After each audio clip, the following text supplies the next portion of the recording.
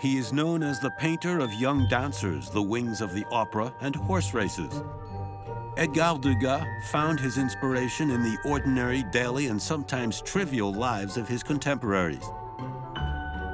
An artist with a sharp mind and brutal spoken words, he disdained honor and glory. Ironically, today he is one of the giants of Impressionism, and his paintings sell for millions of euros. The most important thing that he said, I think that really gives an insight into his life, is he said, "I'd like to be famous and unknown." The history of art was more unfair to the American Mary Cassatt. While a star in the United States, she has remained mostly unknown in France, though she was a major figure in the Impressionist movement. Her only fault was being a female painter at a time when art was still a man's world. She has never been given the recognition that she deserves. And yet the two enjoyed a rare friendship for close to 30 years, a surprising friendship that few knew about. Not the type of friendship linking a professor and student, as has often been said. It was a deep and sincere friendship between two colleagues, Mary Cassatt, the feminist, and Edgar Degas, the misogynist.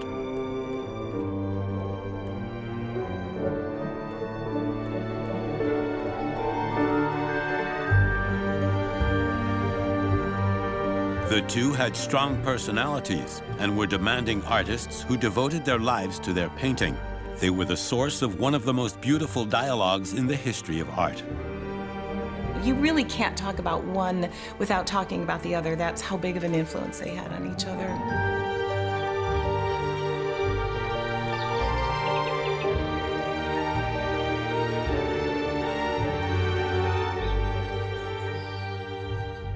Few French people know her name, even fewer her work. Yet she was the ambassador of the Impressionist movement. Without Mary Cassatt, the painters who can continue to shake up the art market today, Renoir, Monet, and Degas, would have continued to sell their work while still alive for very little money. Mary Cassatt brought recognition to the Impressionists. She helped sell their paintings in the United States. Very simply, she brought them recognition in France. She did so much for them, but has never been given enough credit. Mary Cassatt did everything for the Impressionists. She opened up doors for them to be seen. She was the first to introduce Impressionism in the United States, in fact, with a painting by Edgar Degas.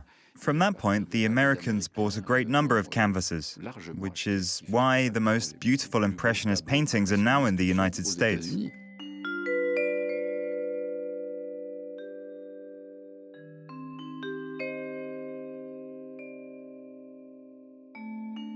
Of all the Impressionists, Degas was her favorite. She loved the strength of his designs and his unique way of revealing the psychology of his subjects by his composition. Mary Cassatt saw him as the successor to the major classics. She persuaded her collector friend, Louisine Havemeyer, to acquire this pastel of soft colors of a ballet practice. In 1877, Edgar Degas became the first Impressionist artist to sell in the United States.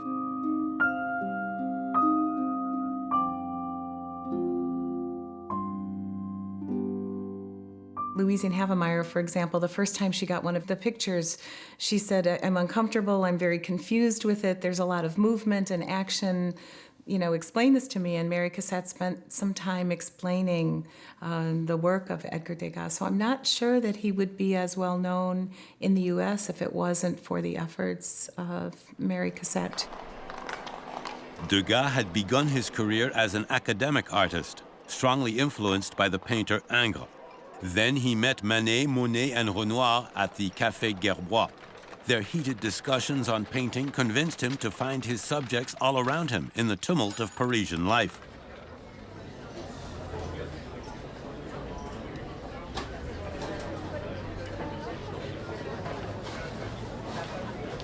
In 1877, Degas was making the sharp turn towards more modern work. Mary Cassatt was one of the very few people who admired this new style. He chose bold composition and gave his work the impression of being a snapshot, what he liked in photography.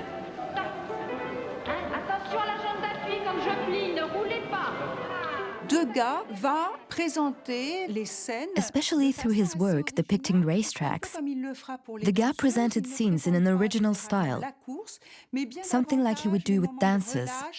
Generally, he did not depict the race, but more often the moments of relaxation away from the track or the race. He was looking to capture the atmosphere more than to transcribe the sport activity. And that in itself was original, obviously. C'est original, évidemment.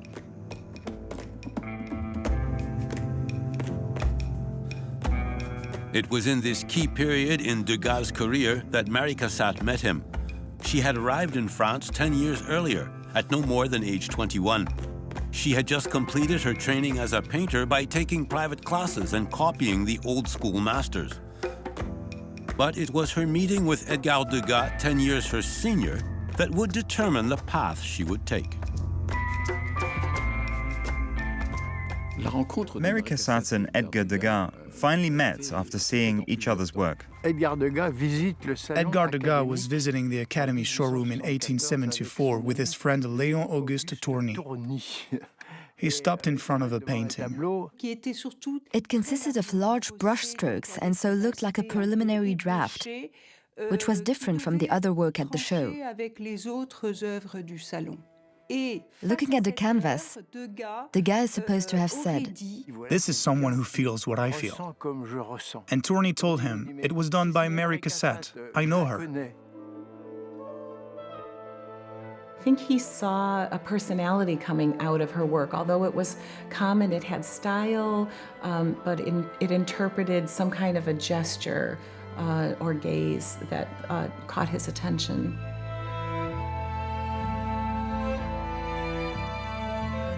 And there was more, though that was perhaps the nicest aspect of their eventual meeting. Mary Cassatt was in Paris, and with her friend Lizine, they stopped in front of a show window on Boulevard Haussmann. She saw two paintings, one of a ballet practice, and the other, horses at the Longchamp racetrack. Years later, she would say, "I often went and flattened my nose against that window to absorb as much as I could of his art. It would change my life."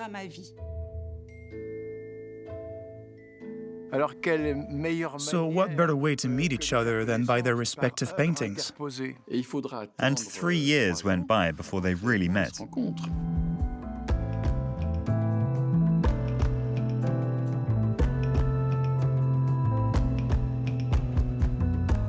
It was 1877, and the selection for the official salon was announced. Mary Cassatt was furious. For the third time, she had been refused.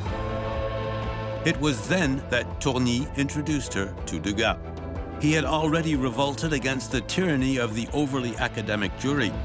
With Monet, Pissarro, Sisley, Renoir, and others, he had organized a group that exhibited their new style of painting.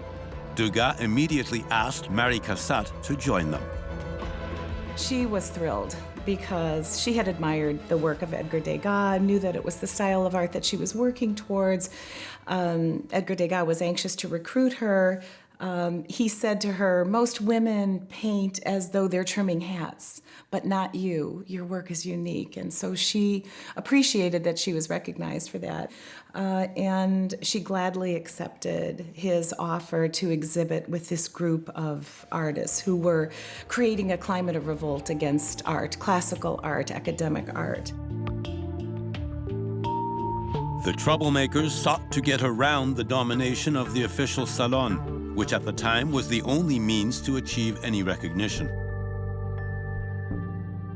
You must remember that at the time, the art salons were still full of history-style paintings. This was the dominant style, with nudes resembling nymphs and goddesses.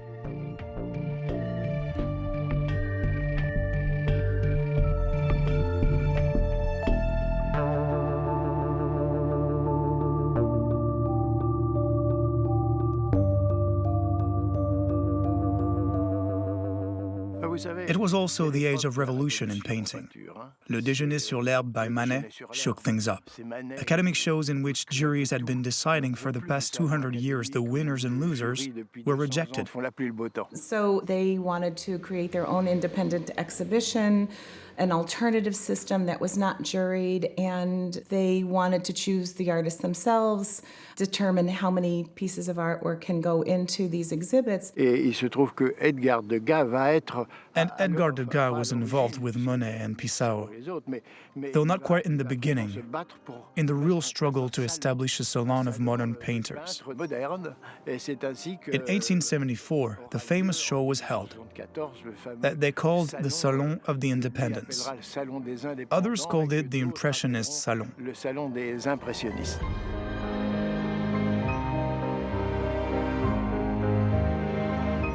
Joining these anti-establishment figures when she was beginning to paint demonstrates Mary Cassat's strong character. Already, there was little room for female artists. What more, she was a somewhat isolated foreigner. But as she began her career, she was quick to turn her back on the official salon and to join Degas. Although there were 3,500 people that attended their first exhibition, many of the people who attended used their canes and their umbrellas to destroy the work and to criticize the work. But Mary Cassatt saw that as a challenge, to be with this new group of artists who were doing something different, and she thought it would be a way for her to be recognized, separate from the common artists that were being accepted into the salon. Exhibiting with the Impressionists was very liberating for Mary Cassatt. At last I could work in total freedom, without worrying about the opinions of the jury. I had already understood who were the real artistic masters. I admired Manet, Courbet, and Degas, and I hated conventional art. I was beginning to live my life.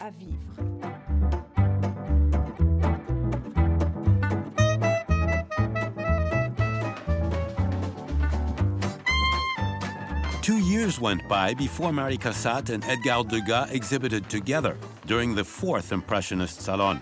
But during that time, the two artists got to know each other. They went together to the Louvre, to fashion outlets, the opera, and to dinners with friends. They had similar sharp minds, liked to discuss artistic technique, and roamed around looking for paintings of Parisian lifestyles.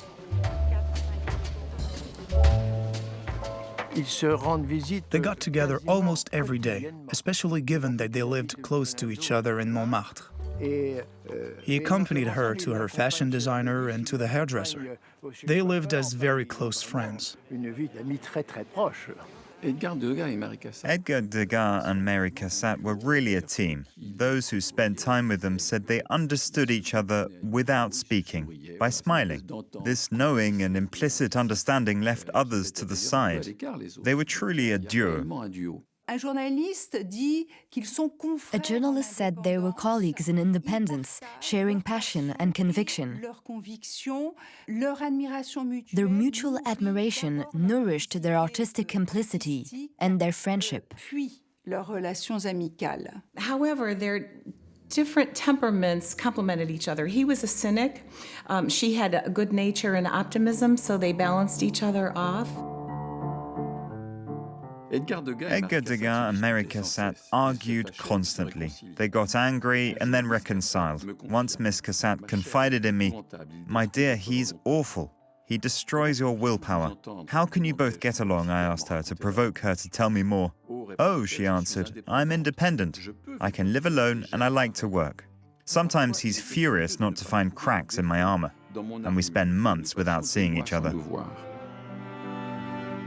Edgar Degas was known for his bad temper, his intransigence, and his sarcasm, mostly directed at other artists.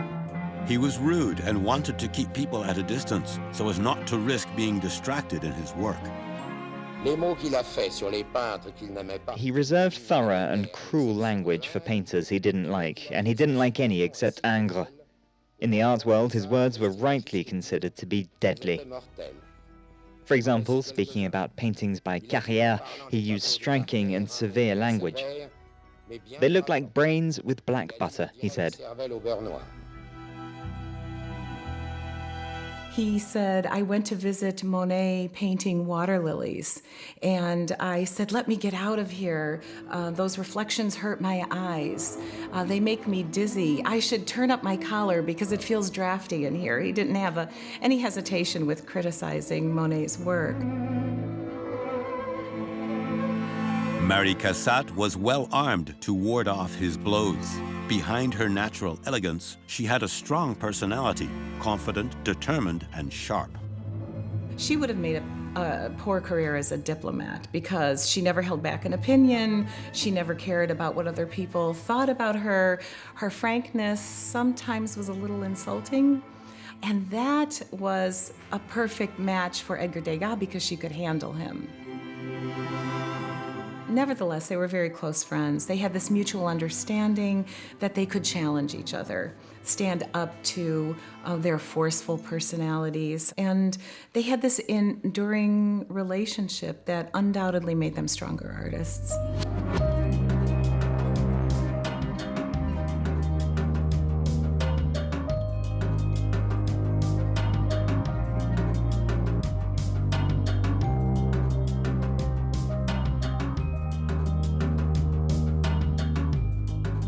Their complicity and strong characters made them free spirits within the Impressionist group.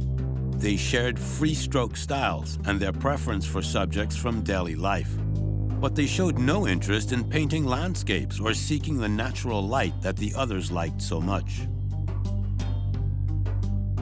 They were different from the Impressionists because Edgar Degas did not like to work outdoors. He liked to work in solitude.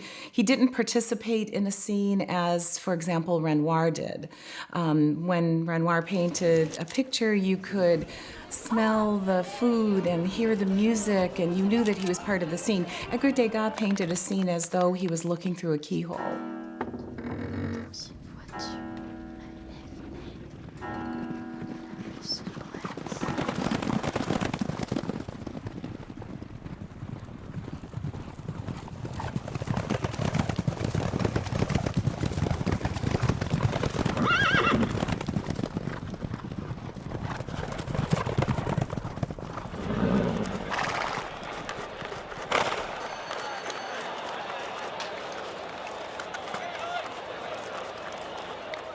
He wanted to create this new style of art, but he wanted to bring it back to his studio, compose his work, make it very specific, not painting a scene as he saw it. No art is less spontaneous than mine. I know nothing about inspiration, spontaneity, and temperament. The same subject must be redone 10 or 100 times. Nothing in art should appear to be an accident, even the gestures. What I do is the result of thinking and studying the grand masters.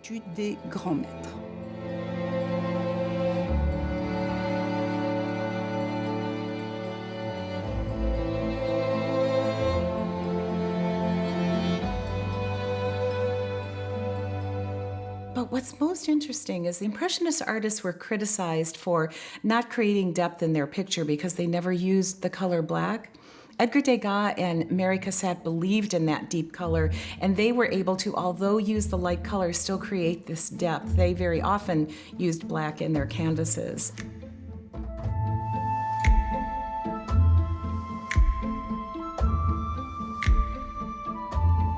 And while artistically speaking, they were different from the group, they were fully involved in it.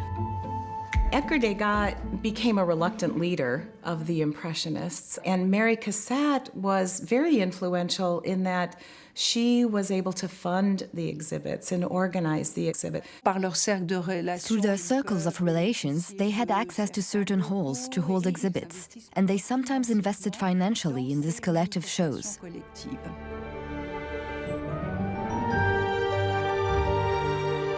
They were among the wealthiest of the Impressionists. This social status was something else the two artists shared. Mary Cassatt and Edgar Degas had things in common going back to childhood. Both came from conventional upper-middle-class banking families. Mary Cassatt was protected from financial difficulties for her entire life. Degas experienced a more difficult period when his brother's business went bankrupt.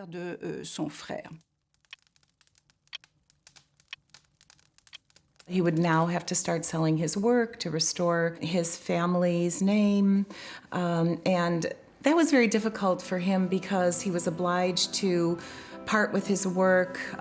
He was a perfectionist. He was rarely satisfied.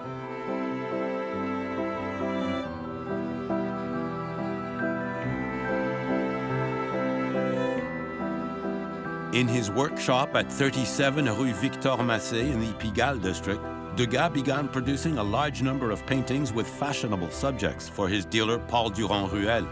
It is ironic that his articles, as he called them, are today considered to be his most beautiful canvases. The subjects are his famous dancers, known throughout the world.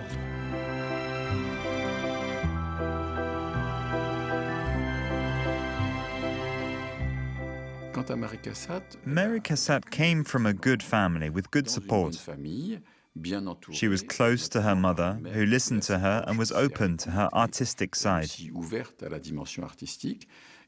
And her father was what he was, yes, a banker with everything that can mean. He liked established order and was not particularly thrilled about the artistic adventures of his daughter. She told him, "I want to be a painter." And he responded. It was really an awful response. He said to her, "I would rather you die than become a painter." That affected her strongly.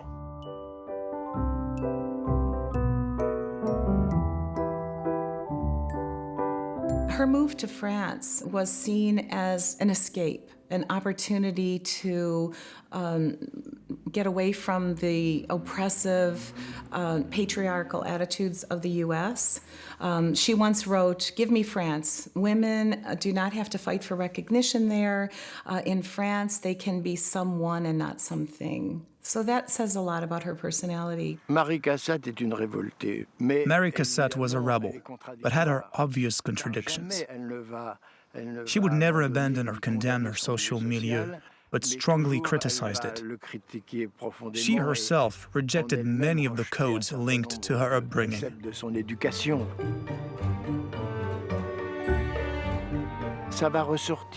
This emerged in a surprising manner. She did a painting of her cousin with the name Madame Riddle. The painting depicted a woman who was not very nice at all, to say the least. She presented us with a haughty and violent person for whom we could see she had disdain.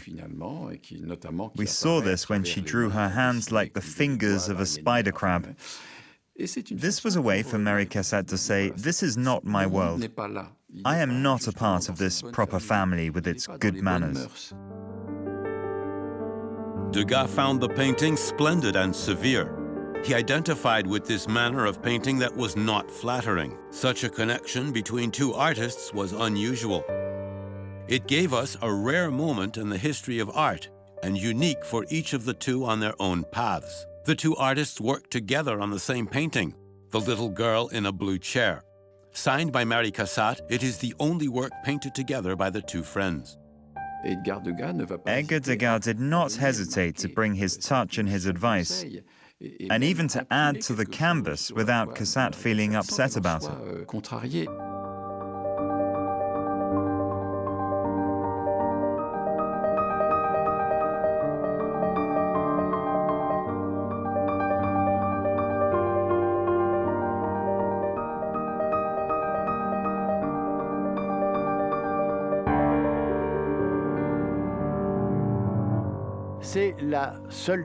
This was the only painting, according to Mary Cassatt, of The Little Girl in a Blue Chair, done with the participation of Edgar Degas. He not only advised her on the horizon lines and the depth of the painting, but he also used his brush to correct and give more depth to this magnificent piece of work. She had parallel field between the floor and the wall, and Edgar Degas put it at an angle. It wound up being a more dynamic arrangement.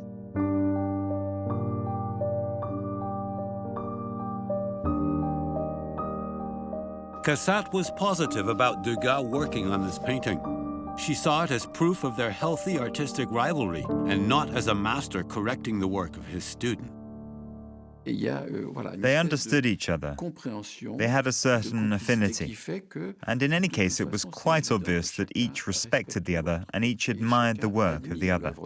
They always tried to outdo each other, which was also interesting. And when Mary Cassatt started using metallics to create a shimmer in her paintings, Edgar Degas, although criticized her, put them in his paintings a little later, creating different mediums, accentuating shadows and highlights.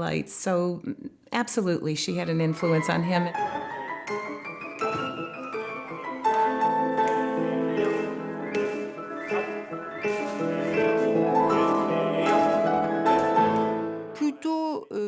More than a real influence, we could call this a passageway between their paintings. There was certainly a creative dialogue in operation. They were having fun playing a kind of ping pong through their paintings.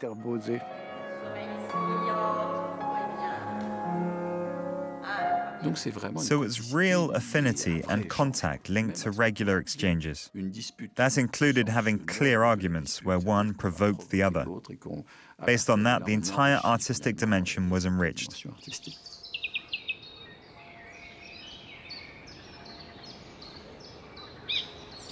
Edgar Degas had mentioned that in her depiction of women holding children, very often there was this representation between their heads and their arms and where they're holding the child as this S-curve. And she saw that as a bit of a challenge and continued to do it even more in her canvases. And what's interesting is after this, he implemented the S-curve into his canvases of the women dancers.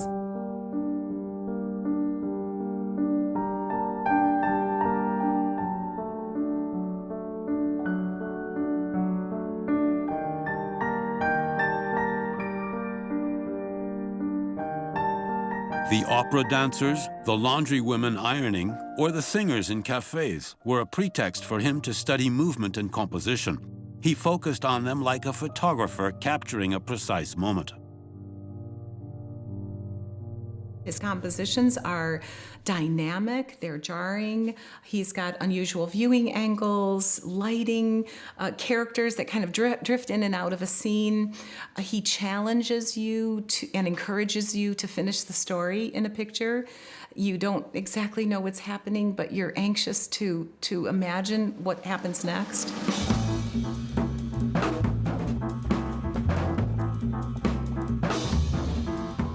The notes scribbled in his sketchbook shed precious light on how he worked on composition. Cut a lot.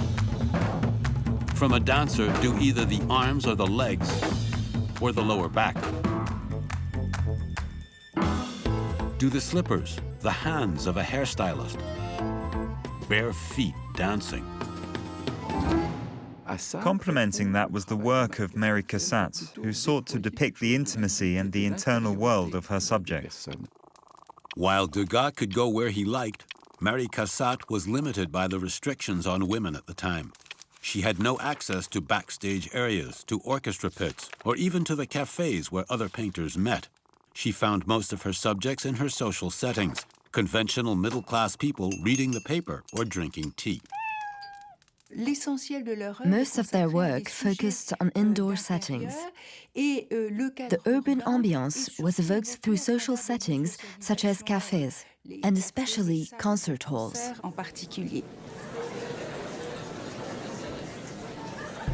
Of all these exciting Parisian settings, the opera was the one they shared in life and in their paintings. They attended the opera together several times a month. It was there, with all the existing social conventions, that their artistic dialogue flourished.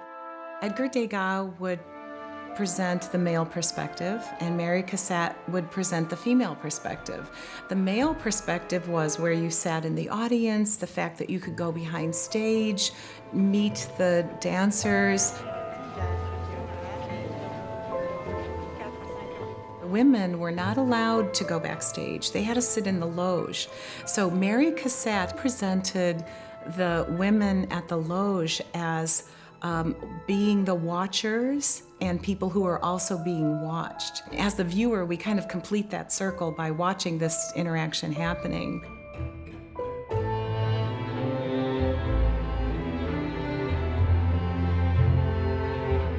Their points of view differed, but the way they painted was so similar that it was at times difficult to distinguish a Degas from a Cassat.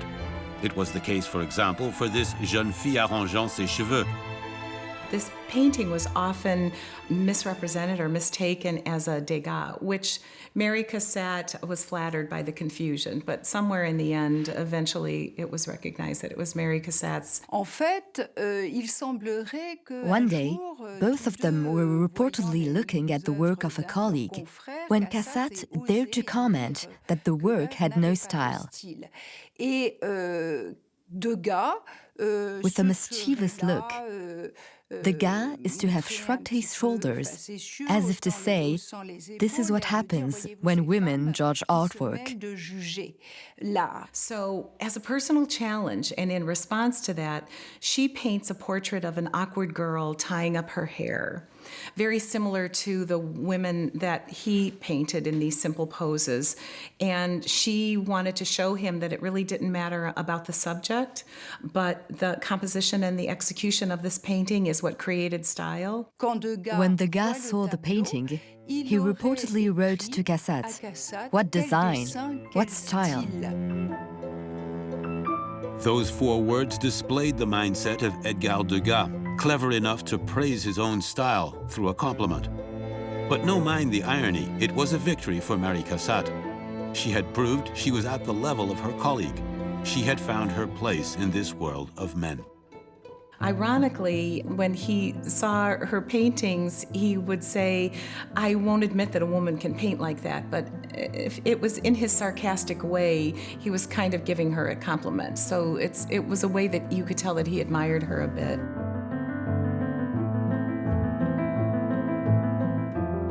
Degas liked the painting by Cassat so much that he exchanged it with her for one of his nudes. His personal collection was now 3 pastels and about 100 etchings signed by her.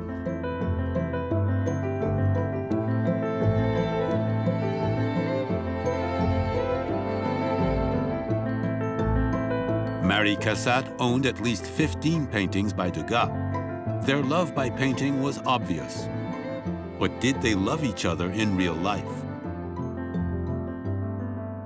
The man who counted most in her life was obviously Degas, and I am sure that she admired him so much that at some point she was in love with him. Could there be a possibility of a relationship? I don't think so. She was already risking her reputation being associated with the new independent artists and aligning herself with these radical impressionists. Had there been even one hint of inappropriate behavior, she wouldn't have been taken as seriously, and that was more important to her than any kind of a relationship she might have with Edgar Degas. There is no written indication that the 2 artists might have had a love affair. They both remained very secretive about their private lives. And in his letters we still have, Degas surprisingly mentions little to nothing about the woman he saw almost every day and continued to call Mademoiselle Cassatt. Manet would gossip about Edgar Degas, and he would say, Degas is incapable of showing love. He would never even tell anyone that he did. The problem is that we know that Mary Cassatt destroyed all her correspondence with Degas, and he left almost nothing. So apparently both were very careful to leave no trace of their ties. So while the 2 artists were silent about their relationship, their paintings may have spoken for them. Degas often used Mary Cassatt as a model. At the fashion designers or the museum, she was the incarnation of the bourgeois woman, but not really Mary.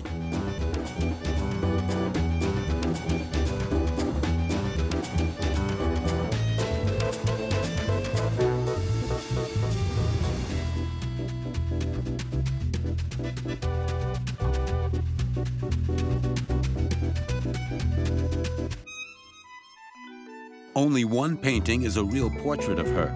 Cassat is sitting and holding playing cards in a rather unfeminine pose that was unconventional for a woman of her standing.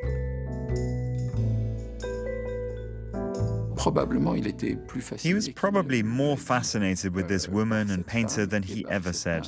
And that is what he showed us in this painting. He paints her as a strong, bold woman. At one point, he writes that he elevated her to the stature of a man in this portrait because he applied the conventional male portraiture to the portrait that he did of her. She's leaning forward, her knees are slightly apart. She's even holding playing cards, which women weren't allowed to play cards at the time. Degas meant to show she had the card game under control, and more than people might have thought. She could run things, including him.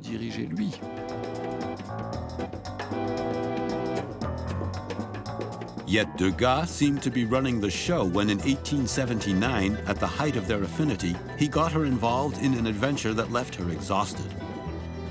Degas launched the idea of a magazine, Day and Night, to be essentially devoted to engravings. He requested the participation of Pissarro, an excellent engraver, Félix Bracquemond, and Mary Cassatt. Together they began to put together the publication, which in the end became the Impressionist Review. And like all such projects, it demanded a lot of them from the beginning, and they realized a lot of work was involved. Ludovic Halevi commented, "Oh, they're always tightly involved there, all of them. Mary Cassatt is there, working on the presses, in fact."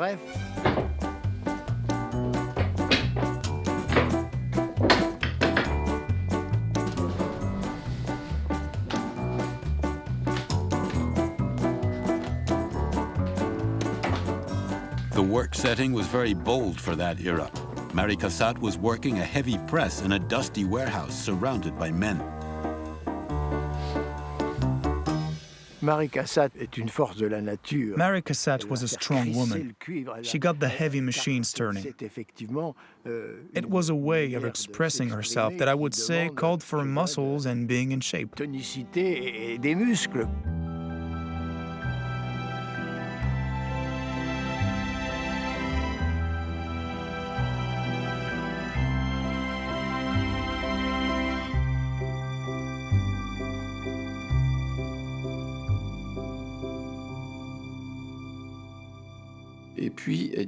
And then Degas abandoned them, like a coward, you might say.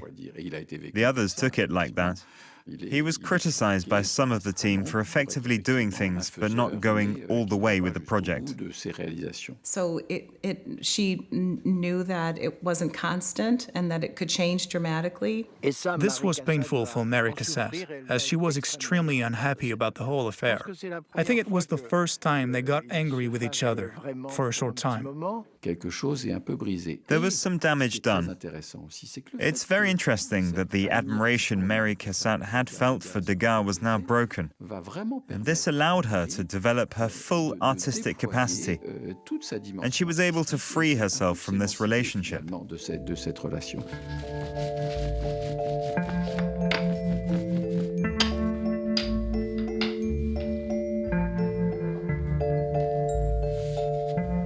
After this first blow to their friendship, Mary Cassatt threw herself wholeheartedly into the practice of engraving and lithography.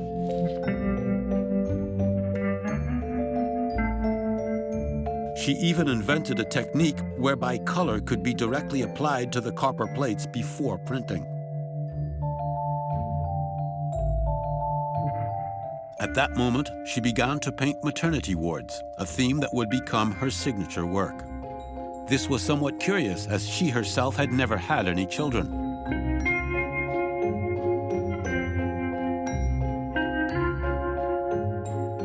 Mary Cassatt was subconsciously redirecting something that she had chosen not to live in her own life. In other words, there was a choice to make if she sought to be a female painter who succeeded in the 19th century. She could not be with her children during the day and be painting at night. It was a lifestyle choice, but we can feel that by painting these maternity wards, she was transferring something that she could have lived herself. She resented this continued reference to her childless state. She never felt that it was a personal tragedy. She devoted her life to her art. She never felt that she made the wrong choice. She writes in a letter, "Nothing could have been further from the truth. I've enjoyed an immensely social and richly woven life, and I painted what I loved."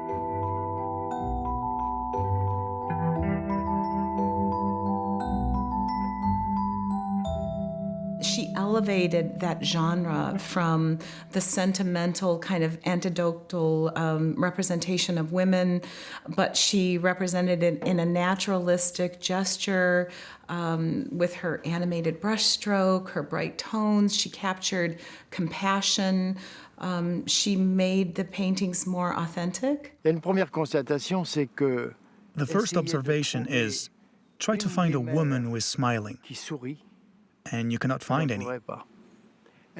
They're all very serious. I think she wanted to show the importance of the woman in the education of children and the responsibility for that education.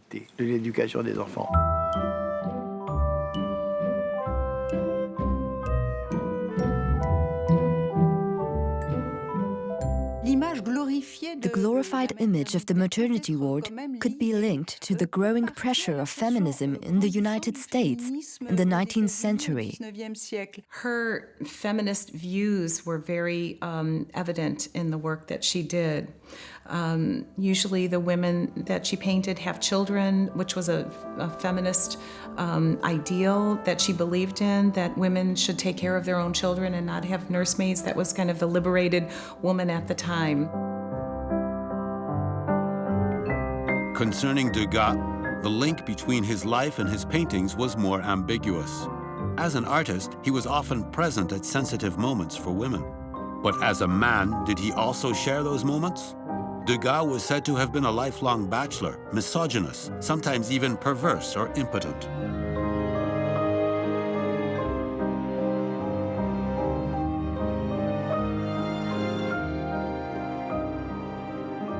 The personal life of Degas was complicated and mysterious. In fact, it was more complicated than it was mysterious.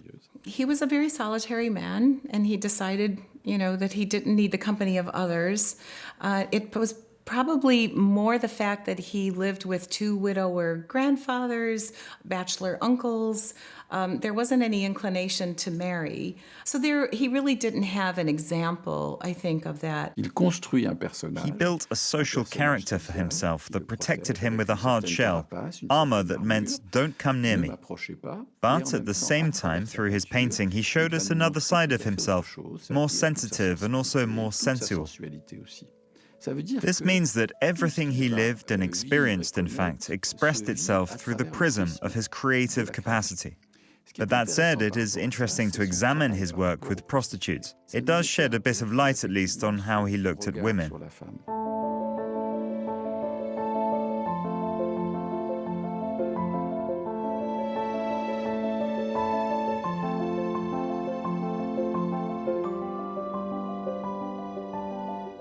Degas had a straightforward connection with the working women whom he frequented regularly in the wings of the opera and the bordellos. In fact, in his depiction of these women, there is absolutely nothing erotic that we can feel. There's nothing titillating in the nudes of Degas. His silhouettes are generally large and rather aloof. Their faces are often only sketches or poorly visible, profiles masked by shadow effects. They depict a rather crude image, not flattering to the real scene. He refused to make the women beautiful in his nudes. He puts them in these awkward poses.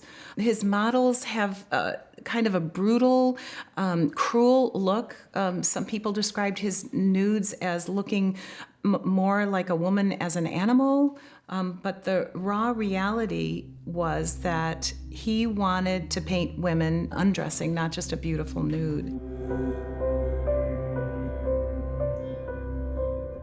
Marie Cassatt owned one of these nudes that had caused a scandal. She liked how Degas depicted the bodies of these women with no idealism. She still felt close to the artist, but no longer shared the ideas of the man. The breakup happened in 1897, the most important political affair of the end of the century that tore France apart for some 12 years, also put an end to their friendship.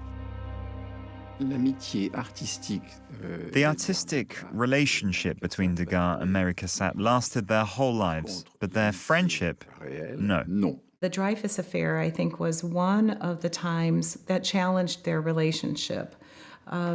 Dreyfus was the only Jew in the general staff of the French army, and he was falsely accused of betraying France by passing off military secrets to Germany. Now, most French intellectuals believed that he was innocent, and Degas did not. He turned his back on everyone because he tended to be very vocal about his anti-Semitic beliefs. But quite the opposite, Mary Cassatt took the side of Dreyfus. From then on, Degas really closed up.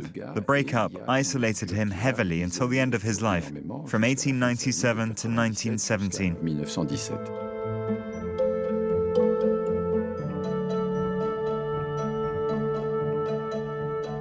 Louisine Hevemeyer, a close part of their friendship, was very unhappy with this latest dispute. She said that Mary Cassatt understood Degas better than anyone. She tried to convince her to renew their friendship. I was often amused during the many years I spent time with them because of the many dinners organized by their friends to reconcile them. I remember one of them in particular, in Paris. Mary Cassatt and Degas had quarreled over the Dreyfus affair. Miss Cassatt was confused about accepting to have lunch with Degas. For the love of God, accept, I said. But the Dreyfus case, she replied, I know he's going to attack me. Don't hesitate. Go ahead and make him shut up once and for all. But my dear Louisine, she said, I'm running out of arguments. You don't have the slightest idea of how bad he can be, and he will say anything. You too, I responded, and she accepted to go.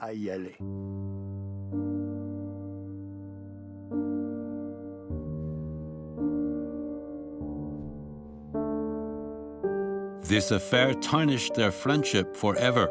It left a shadow of anti-Semitism on Degas that is still there today. The beginning of the 20th century was for both artists a period marked by isolation and sickness. Degas developed a type of depression, and Mary Cassatt, out of touch with the young art scene, left Paris and went to live in her chateau of Beaufresne in the nearby Oise region. Mary Cassatt was feeling threatened and very hostile about the new developments in Fauvism and modern art and Cubism, Post-Impressionism. She felt that the art of the past was gone. She felt a crisis of creativity.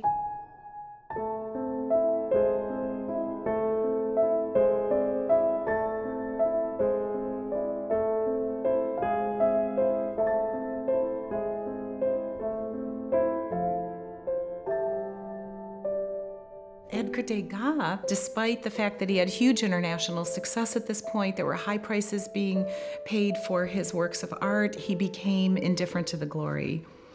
His fame, he said, was a burden to him, and he became more bitter as his eyesight worsened, as he lost his hearing, he became more reclusive.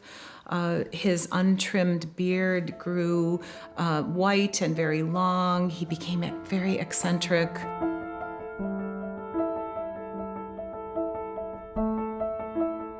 Following the Dreyfus affair, the two artists never saw each other again, but they continued to watch over each other from a distance.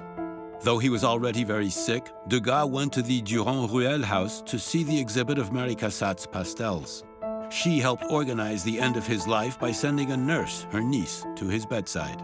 Degas died on September 27, 1917, with some notice in the press. But Paris was focused on news from the war front. Mary Cassatt was devastated.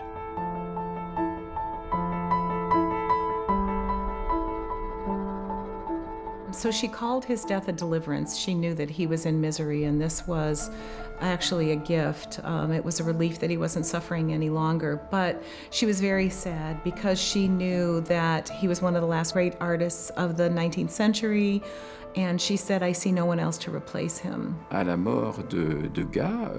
Cassatt was very present at the death of Degas, and she still spoke of their friendship and shared moments.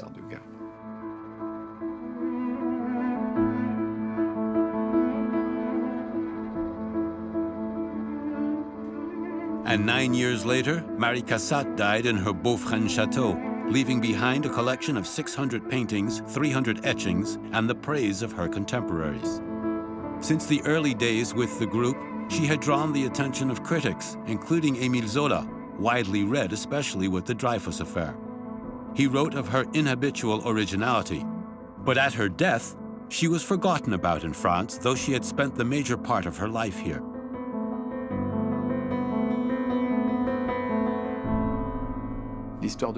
Art history has been deeply unfair to Mary Cassatt, as it has been to all female artists. She was daring, and she had unconventional subject matter, used materials that had not been seen before, and yet she is never really elevated to the first tier of the Degas, Renoir, Monets in the Impressionist selection of artists. Yet in 1915, 19 of her paintings were side by side with those of Degas for an exhibit on women organized by suffragette activists in New York. The bourgeois ladies were next to the prostitutes and laundrywomen. Marie Cassatt was the equal of Edgar Degas. Seeing all these paintings together excited the critics. What counted was the dialogue in the paintings of the two artists. Side by side, they wrote a unique page in the history of Impressionism, a human and intimate page.